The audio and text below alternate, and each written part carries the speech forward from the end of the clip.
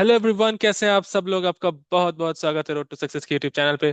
और आज एक बार फिर हम यहाँ पे आप लोगों के साथ कनेक्ट हो चुके हैं, जहाँ पे हम करने वाले हैं अपने लिए एक बहुत ही सॉलिड सा प्रिपरेशन यूजीसी नेट एग्जाम जून 2025 के लिए। प्रोविजनल आंसर की आ चुके हैं इस वाले एग्जाम्स के लिए, तो अगर आपने उसे चेकआउट नहीं किया तो प्लीज जाके चेक करिए कि आपके कितने क्वेश्चन सही बन रहे हैं। आप नेट क्वालिफाई कर रहे हो या जेआरएफ क्वालिफाई कर रहे हो या पीएचडी क्वालिफाई कर रहे हो, तो please go and check it out. और फाइनल रिजल्ट्स का वेट करिए। और जिनका एग्जाम उतना अच्छा नहीं हुआ है या जो एक बार और एग्जाम देना चाहते हैं, उनके लिए ये सेशन बहुत इंपॉर्टेंट है। रोड टू सक्सेस के इस चैनल पे मेरे साथ आप तैयारी करेंगे, जहां पे बिल्कुल काम की तैयारी होगी, कोई इधर उधर की बातें नहीं होगी। वही तैयारी होगी जो हमें चाहिए, बिल्कुल शॉर्ट, क्रिस्प और बिल्कुल सटीक। तो हम यूजीसी नेट एग्जाम को यूजीसी नेट एग्जाम की तरह ही बरतेंगे, हम उसे यूपीएससी के एग्जाम की तरह नहीं बरतेंगे। और बिल्कुल कायदे के साथ उसे उसकी अहमियत के साथ पढ़ाई करेंगे। तो जून 2025 के लिए ये क्लासेस मैं ले रहा हूँ, जहाँ पे मैं टीचिंग एप्टीट्यूड की क्लासेस अभी फिलहाल करा रहा हूँ।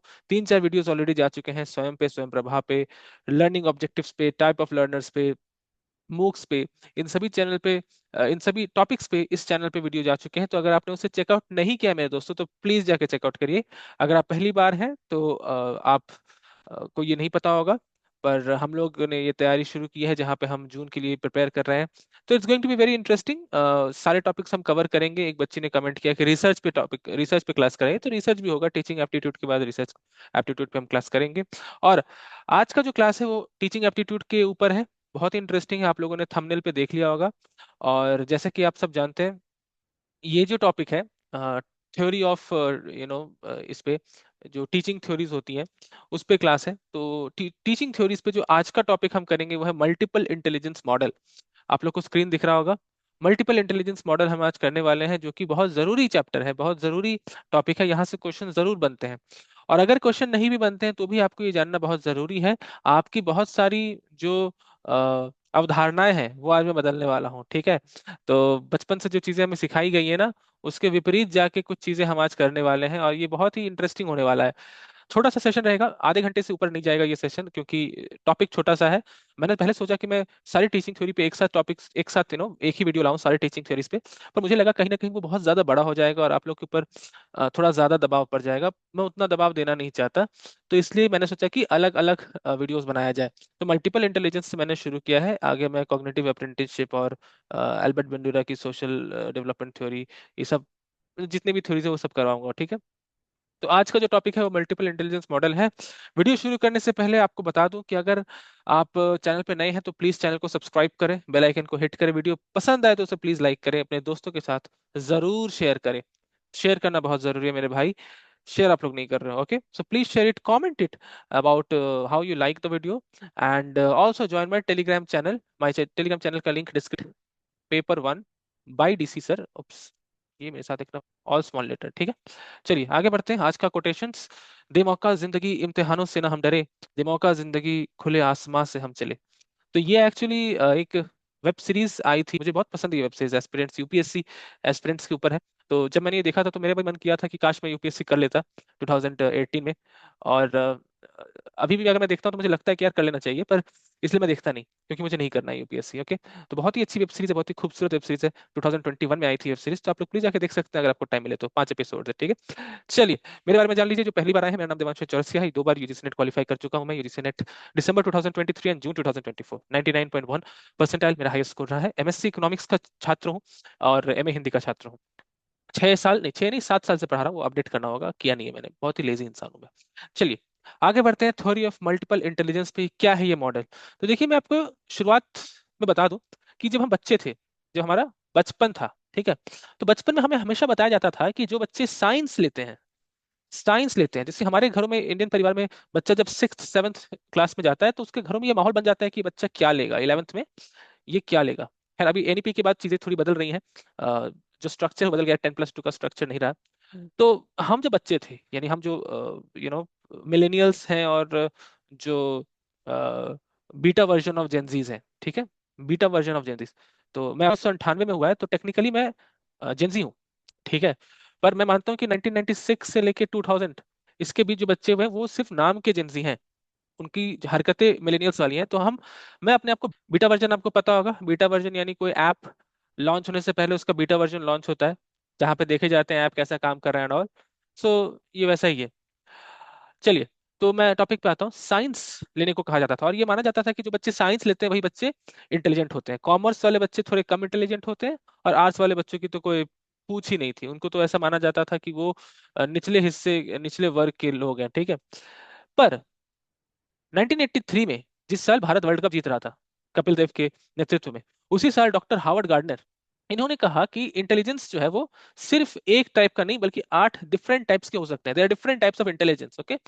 उन्होंने कहा कि इंटेलिजेंस को मापने का जो ट्रेडिशनल तरीका है, ट्रेडिशनल तरीका क्या है? आईक्यू टेस्ट कर लो। आईक्यू टेस्ट, आईक्यू टेस्ट होता है ना कि आपका आईक्यू कितना है, इंटेलिजेंट क्वेश्चन कितना है। उन्होंने कहा IQ testing is far too limited. ये बहुत ही संकीर्ण तरीका है, बहुत ही ठीक है। तो कैसे मापा जाए? तो गार्डनर साहब ने कहा कि 8 डिफरेंट टाइप के इंटेलिजेंस होते हैं और 8 डिफरेंट टाइप के इंटेलिजेंस ह्यूमन पोटेंशियल को, बच्चों को, एडल्ट को, टीनेजर्स को एक वाइडर और ब्रॉडर पर्सपेक्टिव देते हैं। ठीक है, अभी आपको समझ में आएगा वो 8 डिफरेंट इंटेलिजेंस क्या है। एक्चुअली बाद में उसमें एक और जुड़ा गया तो वो 8+1 9 हो गया। तो ये है वो 9 या 8 कह लो। तो सबसे पहला लिंग्विस्टिक इंटेलिजेंस। लिंग्विस्टिक इंटेलिजेंस यानी कि जो भाषा पे इंटेलिजेंस जिनकी है, शब्दों पे इंटेलिजेंस जिनकी है। जरूरी नहीं है कि उसका आईक्यू अच्छा हो, पर उसकी भाषा में पकड़ बहुत अच्छी होगी, उसकी वोकेबलरी में पकड़, शब्दकोश बहुत अच्छा होगा उसका। इसके बाद होता है लॉजिकल या मैथमेटिकल इंटेलिजेंस, जो कि आमतौर पे हम समझते हैं इंटेलिजेंट लोग ऐसे होते हैं जिनका मैथमेटिक्स अच्छा है या लॉजिक अच्छा है। कुछ लोग हो सकते हैं जिनका लॉजिक उतना अच्छा नहीं है, पर बड़े हमदर्द व्यक्ति हैं वो, आपकी दर्द को समझते हैं, आपकी तकलीफ को समझते हैं। ये भी एक इंटेलिजेंस है। हर व्यक्ति दूसरे की तकलीफ को नहीं समझ सकता, ठीक है। उसके बाद होता है स्पेशल इंटेलिजेंस। फिर होता है bodily kinesthetic intelligence, musical intelligence, interpersonal existential intelligence. ये सभी के बारे में मैंने डिटेल में डिस्कशन किया है, आगे स्लाइड्स में आपको दिखेगा। एक्चुअल इंटेलिजेंट होते हैं ना, उनको एग्जिस्टेंशियल इंटेलिजेंट कहते हैं। आध्यात्मिक जो होते हैं, हम लोग अक्सर आध्यात्मिक व्यक्तियों को थोड़े से ऐसे देखते हैं कि अरे यार ये पूजा पाठ करता है, पर हो सकता है उसका उसमें इंटेलिजेंस है जो आप में नहीं है। There is something in that person which is lacking in you. तो जस्ट बिकॉज वो आप में लैक हो रहा है, इसका ये मतलब नहीं कि वो बेकार चीज है। जैसे अक्सर लोग कहते हैं ना कि अरे यार ये एलजीबीटीक्यू तो बेकार सी चीज है। एलजीबीटीक्यू जो है ना, लोग उसको नॉर्मल नहीं मानते हैं। लोग उसको नॉर्मल नहीं मानते हैं। लेस्बियन, गे, ट्रांसजेंडर, बाइसेक्सुअल, इनको लोग नॉर्मल नहीं मानते, कहते हैं यार यार ये नॉर्मल नहीं है, ये नॉर्मल बिहेवियर नहीं है कि कोई लड़का किसी लड़के के साथ अट्रैक्ट फील करते हैं या कोई लड़की किसी लड़की के साथ अट्रैक्ट फील करती है।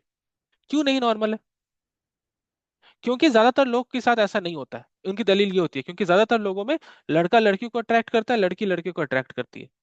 तो जस्ट बिकॉज मेजोरिटी में नहीं होता, इसका मतलब वो नॉर्मल नहीं है। ये कहना मूर्खता है, ये कहना इलॉजिकल है, फैलेसी है। इसका मतलब तो ये हुआ कि मैं चश्मा पहनता हूँ और मेजोरिटी ऑफ लोग चश्मा नहीं पहनते, तो मैं नॉर्मल नहीं हूँ। ये तो बेकार का तर्क हुआ ना। तो उसी तरह से स्पिरिचुअलिटी को भी उस तरह से देखा जाता है कि यार यार ये पूजा पाठ बहुत ज्यादा करता है, तो जस्ट बिकॉज आप उससे वास्ता नहीं रखते, इसका ये मतलब नहीं है कि आप उसको छोटा मानोगे। वो अपने आप में एक इंटेलिजेंस है जो आप में नहीं है, जो आप में कम रहा है, जो आप में खामियां हैं स्पिरिचुअलिटी की।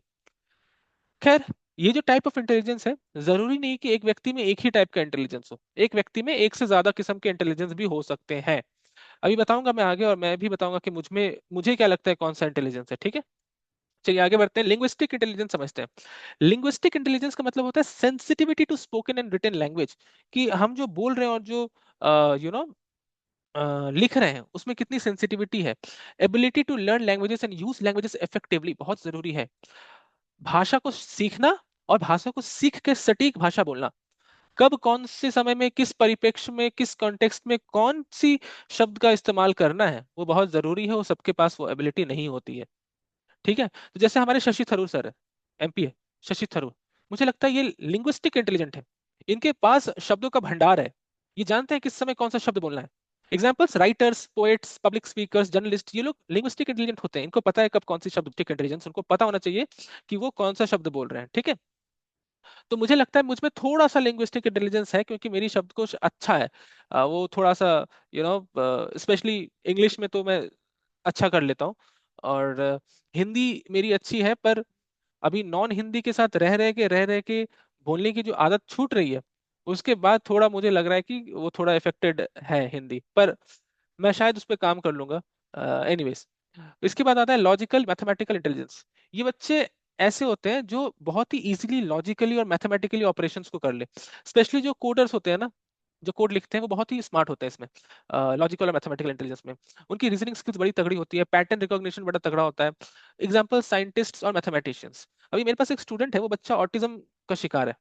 मैंने देखा है उस बच्चे में ये पैटर्न बहुत अच्छा है, वो पैटर्न बहुत अच्छे से समझता है, लॉजिकल मैथमेटिकल इंटेलिजेंट। तो देखिए, ऑटिज्म का शिकार है तो उसमें शायद दूसरी इंटेलिजेंस नहीं होगी, पर उसमें ये इंटेलिजेंस है। तो इंटेलिजेंस सिर्फ साइंस लेने वाले बच्चों में नहीं होता, हर टाइप का इंटेलिजेंस होता है, ठीक है। तो लॉजिकल मैथमेटिकल इंटेलिजेंस ये हो गया।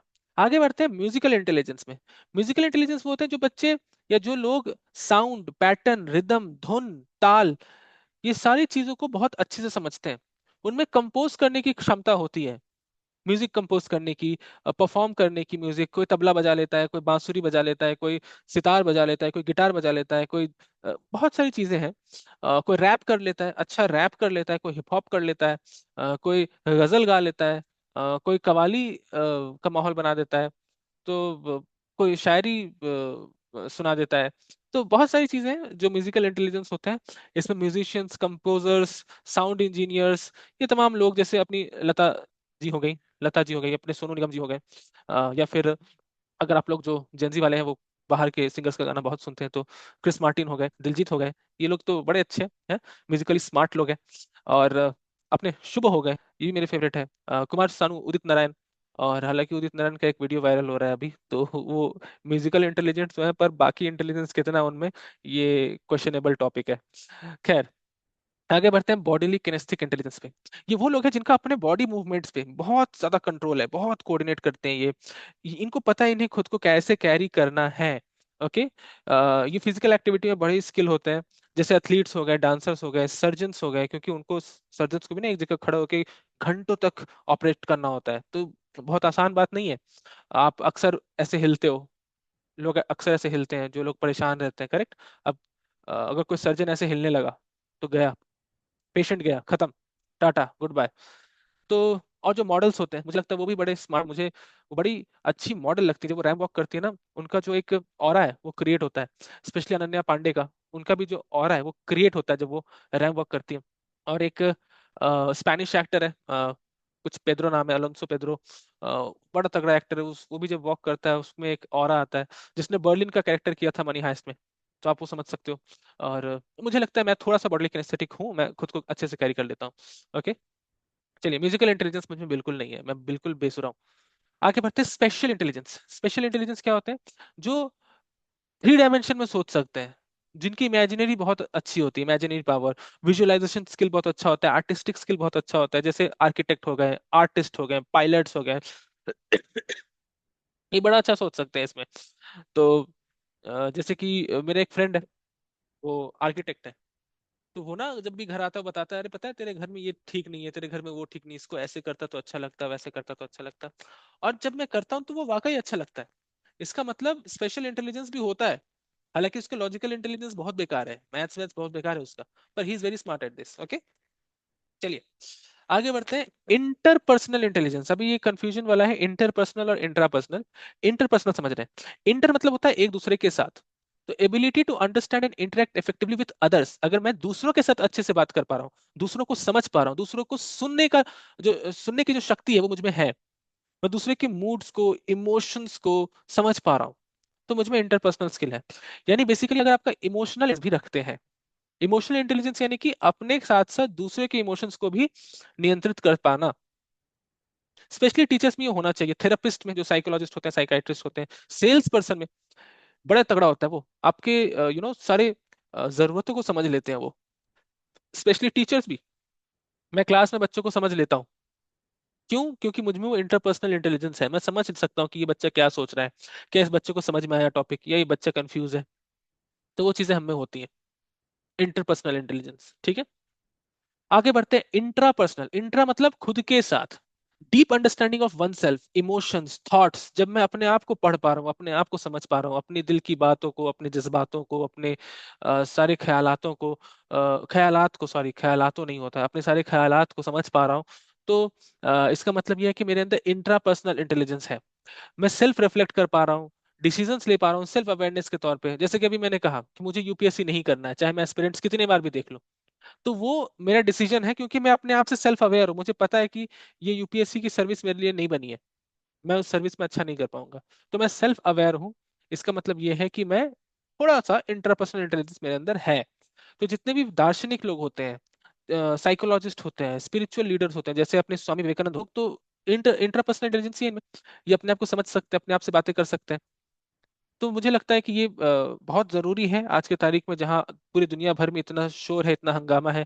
आपको खुद से बात करने के लिए समय होना चाहिए। ओके। इसके बाद आता है नेचुरलिस्टिक इंटेलिजेंस। नेचुरलिस्टिक इंटेलिजेंस यानी जो नेचर और एनवायरनमेंट के साथ सेंसिटिव होते हैं, प्रकृति के साथ, जैसे बायोलॉजिस्ट हो गए या जो बोटानिकल गार्डन में जो लोग काम करते हैं, उनका हमदर्दी पेड़ पौधों के साथ ऐसे ही हो जाता है। जैसे मुझे पेड़ पौधों के साथ थोड़ी हमदर्दी है, तो मेरे अंदर थोड़ा सा नेचुरलिस्टिक इंटेलिजेंस है। वो प्रकृति को एक अलग नजरिए से देखते हैं, धरती, नदी, पानी, अ, नाला, झरने, हाथी, घोड़े, पशु पक्षी, जीव जंतु, इन सबको जो एक हमदर्दी के साथ देखते हैं, वो नेचुरलिस्टिक इंटेलिजेंस होते हैं। तो बायोलॉजिस्ट हो गए, किसान भाई लोग हो गए अपने, बड़े अच्छे होते हैं वो लोग, मुझे तो बड़े पसंद है। तो ये एक अलग टाइप का इंटेलिजेंस है, नेचुरलिस्टिक इंटेलिजेंस। और इसके अलावा एग्जिस्टेंशियल इंटेलिजेंस होता है जो स्पिरिचुअल होता है। ठीक है, चलिए अभी कुछ क्वेश्चंस कर लेते हैं फटाफट। क्वेश्चंस बहुत जरूरी है। तो अभी तक अगर आपको वीडियो समझ में आया, पसंद आया, तो प्लीज वीडियो को लाइक करिएगा। चैनल को प्लीज सब्सक्राइब करके, डिस्क्रिप्शन बॉक्स में टेलीग्राम चैनल है दिया हुआ, ठीक है, please. Multi dimensional consist of various type. Gardner साहब क्या कह रहे हैं? इंटेलिजेंस कई प्रकार के होते हैं और वेरियस टाइप्स के होते हैं। ठीक है, चलिए। Which of the following is not one of the Gardner's multiple intelligence? इनमें से गार्डनर की मल्टीपल इंटेलिजेंस कौन सी नहीं है? लिंग्विस्टिक है, ये तो ये नहीं हो सकता। लॉजिकल मैथमेटिकल है, तो ये नहीं हो सकता। म्यूजिकल इंटेलिजेंस है, तो ये नहीं हो सकता। इमोशनल इंटेलिजेंस के बारे में गार्डनर ने तक इमोशनल इंटेलिजेंस ही है, पर उसने जिक्र नहीं किया इमोशनल इंटेलिजेंस का, इसलिए इसका सही आंसर इमोशनल इंटेलिजेंस हो जाता है। आगे बढ़ते हैं। A person who is good at solving puzzles, recognizing patterns and performing calculations possesses high, कौन सा बताओ? जो पजल समझ लेता है, पैटर्न समझ लेता है, कैलकुलेशंस बड़े फटाफट कर लेता है, तो उनमें कौन सा इंटेलिजेंस है? लॉजिकल मैथमेटिकल इंटेलिजेंस है। चलिए आगे बढ़ते हैं। अ डांसर और an athlete is likely to have, dancer athlete जो अपने आप को कैरी कर सकते हैं, बॉडीली किनेस्थिक इंटेलिजेंस। चलिए, which sorry, match the intelligence type with the correct profession। चलिए मैच करना है। स्पेशल इंटेलिजेंस किस में होगा? म्यूजिकल इंटेलिजेंस किस में होगा? इंटरपर्सनल किस में होगा? बॉडीली किनेस्थिक किस में होगा? तो देखिए, बॉडीली किनेस्थिक दूसरों को समझ सकते हैं, म्यूजिकल इंटेलिजेंस कंपोजर हो गए, और स्पेशल इंटेलिजेंस बी का 2, सी का 3 और डी का 4। तो 1 2 3 4, option number A is correct. 1 2 3 4, ठीक है।